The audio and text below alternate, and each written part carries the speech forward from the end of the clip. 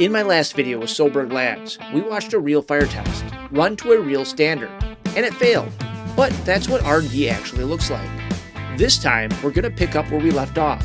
We're going to talk about the manufacturing process, and why the industry is moving away from fluorinated foams.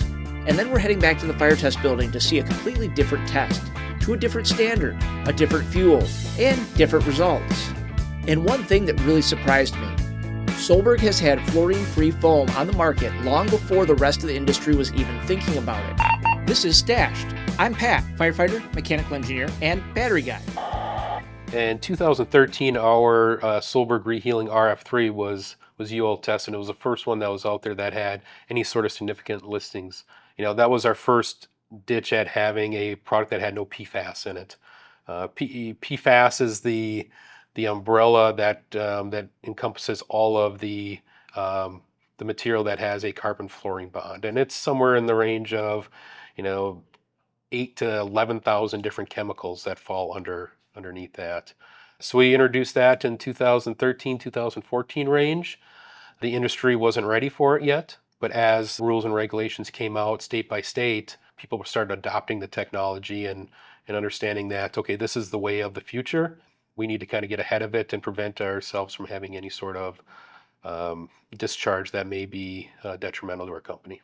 And they really noticed the PFAS issue around 2015, the military bases. Yeah, so somewhere in there, they started seeing those. So the military was set up to do fire testing on a regular basis, where they actually had to discharge their foam that they had. And they started seeing these PFAS chemicals in the ground, and some researchers found out, like, okay, this is correlating between these military bases. And what are they doing there that's different? Well, we found out they were doing testing on a regular basis, and these materials were showing up and staying in the groundwater and in the ground. That kind of opened everyone's eyes to, okay, well, let's look at other places where these materials are being used. And it ended up being that they're used all over, and the best thing for the industry to do is to move away from them so we don't have those long-term effects. And that was actually a slow process from 2015 all the way up until probably the early 2020s, somewhere there. Yeah. The state adoption, it took a while. In 2015 to 2018, there might have been a law or two. Then after that, up until where we're at now, we probably have about 30 to 35 states that have rules and regulations that are limiting the use of PFAS in firefighting foams. So it's not all states right now. Is there a Not yet. federal law? There's no federal law, and that's kind of where the problem is, that there's no law that says everyone has to get rid of it, or here is the maximum amount of PFAS material. None of that's out there as of the day. Okay, that's actually kind of surprising. Yeah. Yep. Yeah. So we're expecting all the other states to slowly adopt it, and then in addition to that, the availability of the fluorosurfactants that are used to make AFFFs and ARFFs is going away. So it's just a natural change in the industry. Now, you actually developed it, you said 2014. What led to that, or what was the reason?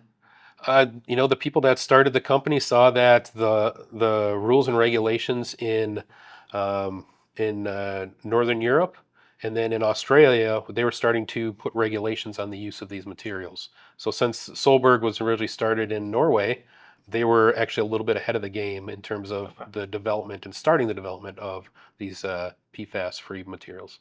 When do you think we'll be at a point where all PFAS materials are gone? I think we're pretty close right now.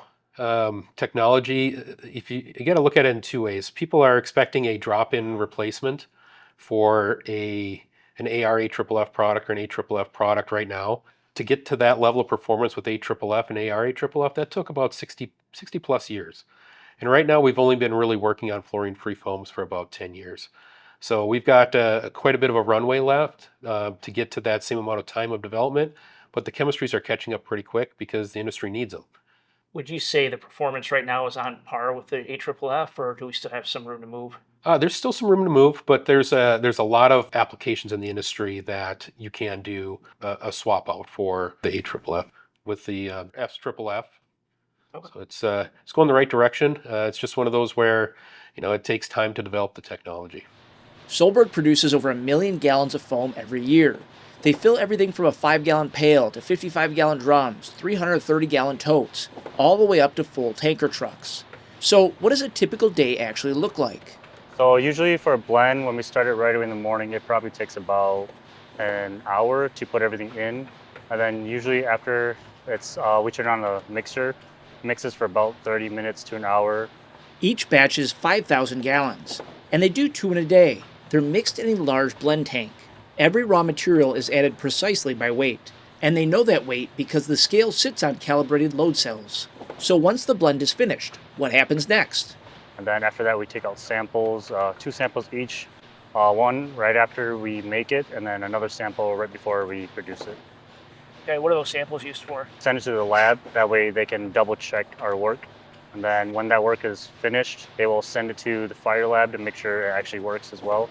And then when we get a go from them, we send it out. What surprised me the most is every single batch gets fire tested before it ships. They're burning in the fire lab every day, multiple times a day. So let's head back to the fire lab and look at a completely different style of fire testing. Since I started asking, this channel has grown at a rate 4 times faster than it used to. Help me hit 100,000 subscribers in 2026. All right, so this is a 28 square foot mil spec SFFF R&D fire on gasoline.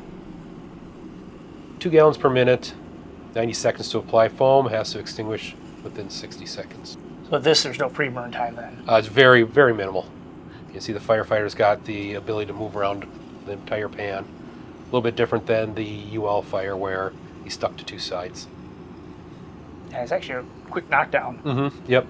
Yeah. You don't get to feel the heat as long as Right. the last fire. And then once it's extinguished, are you building up a blanket again? Yep, just like last one. There we go. There's extinguishment time, and like I said, it's a 90-second application, so he'll apply for the full 90 seconds because there's a burn back portion to this test. So I guess to recap, about 10 seconds of pre-burn, then it's got to be out within 60 seconds. 60 seconds. Yep. And then 90 seconds is the application. Full application time, yep. So now what they're going to do is they're going to do the burn back. There's no torch test like the last one. They've got some fuel in that pan over there. He's going to light that on fire. He's going to grab a shepherd's hook and grab the pan and set it in the middle of the fire test pan. And what do we expect to see with this? No ignition of the... It has to last 4 minutes, and what's going to happen is they're going to leave the pot in there until there's flame on the outside that's able to sustain itself, and then they remove the pot. Would the goal be to have no flame outside of the pot?